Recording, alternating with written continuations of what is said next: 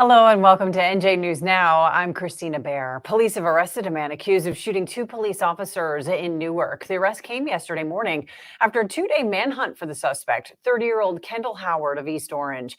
Howard allegedly shot the two officers during a routine stop on Tuesday. And according to Governor Murphy, one officer has already been discharged from the hospital while the other is still hospitalized but in stable condition. Well, Camden County Police say they've recovered a record number of illegal ghost guns, which are guns that do not have a serial number. So far, they've recovered 45 ghost guns in 2022, and they expect to surpass last year's total of 61. Authorities say the trend of ghost guns being used in crimes is increasing. In all of 2019, police recovered only 7 ghost guns. The trend is nationwide, though. Last year, over 20,000 ghost guns were recovered in the United States. At least 21 people were arrested in 4 states, including New Jersey. They're accused of trafficking stolen catalytic converters. And federal agents served search warrants at several places, including DG Auto Parts in Homedale. The company is based inside of a $1.7 million home. Investigators say DG Auto Parts operated an app that gave real-time prices to catalytic converter thieves and their customers. Well, the thieves removed precious metal powders from catalytic converters and then sell them to refineries. New Jersey officials warning the public about text messages from a group called Voting Futures that have been circulating with misinformation about elections. Meantime, for the second year in a row, Monmouth County is once again leading the state in early voting tallies. It currently has more than 10,000. Well, many New Jersey families are now eligible to receive a child tax credit on their state income tax bill. Families making under $30,000 a year will receive $500 off of their bill for every child under the age of 5. Those above that income threshold, but under $80,000, will receive a lesser amount. This new tax credit is based off of a similar policy passed at the federal level last year.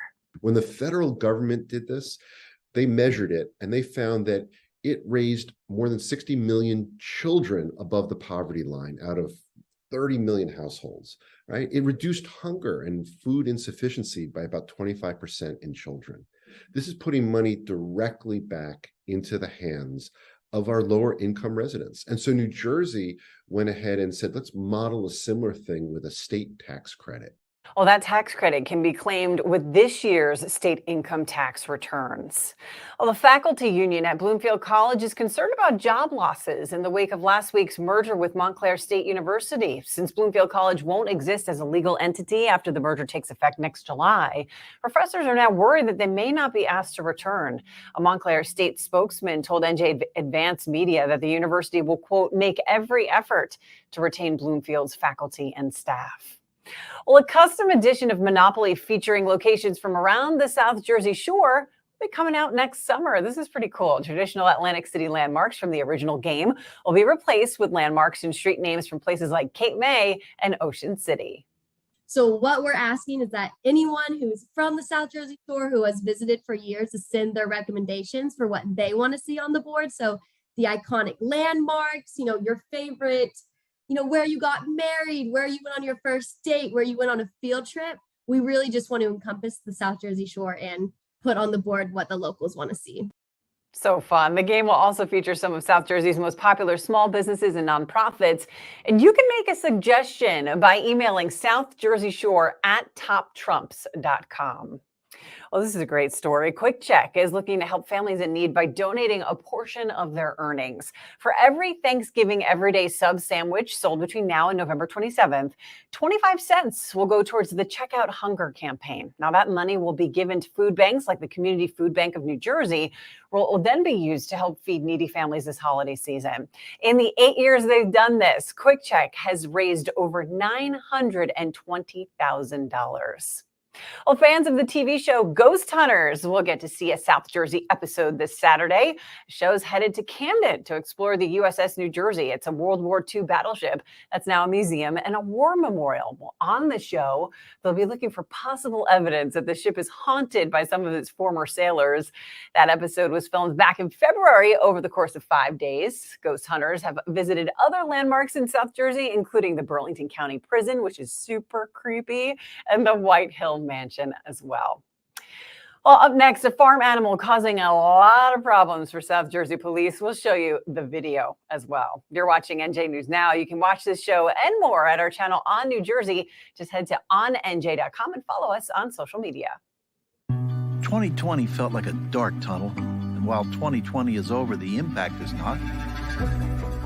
The pandemic affected both our physical and mental health. We started the Cody Fund for Mental Health to change lives, so we want you to know about NJ211. It's a referral service for anyone in crisis, even children. I am living proof that there's light at the end of the tunnel. And it's not a train, it's help. It's NJ211.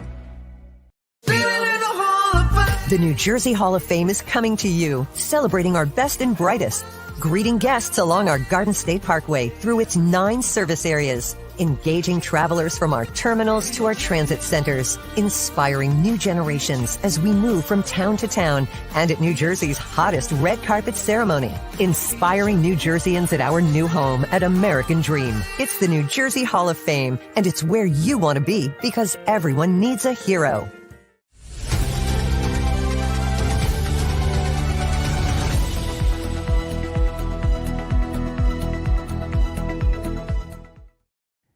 Welcome back to NJ News Now. A black bear was tranquilized and relocated to a state park this week after it was spotted walking along a busy roadway in Carteret and then taking a nap in a tree. Check out these pictures. Mayor Dan Ryman posted these on Facebook and said that they've never had a wild black bear in Carteret. Well, the fire department was able to secure the area while the bear napped from the tranquilizer.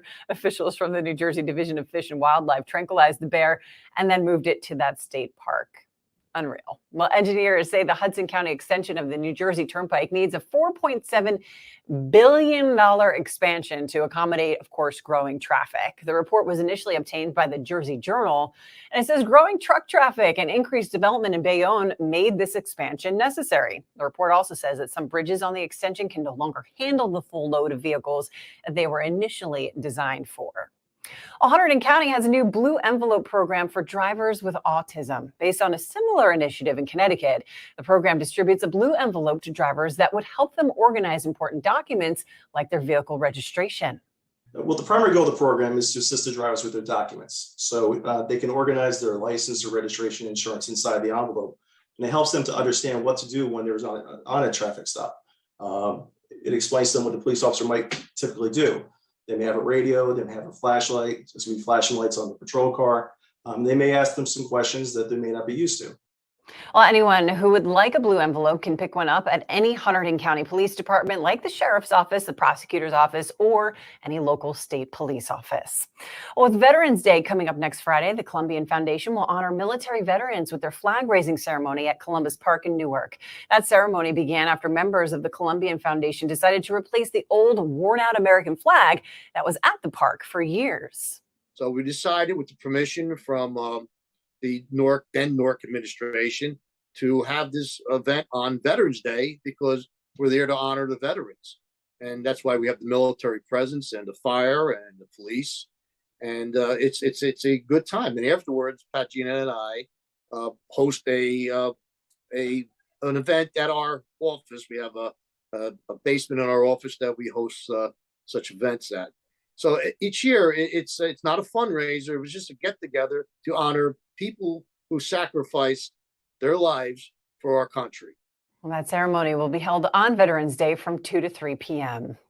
Well, when we throw away our old phone or computer, what happens to it? Do you ever wonder that? Well, one New Jersey man is trying to make sure it ends up in good hands. Shane Skorick, the owner of SFX.com, Small Business Solutions, has been recycling old computers and donating them to needy people in New Jersey. And it all started when he took a set of computers from a local school district and then found them a new home.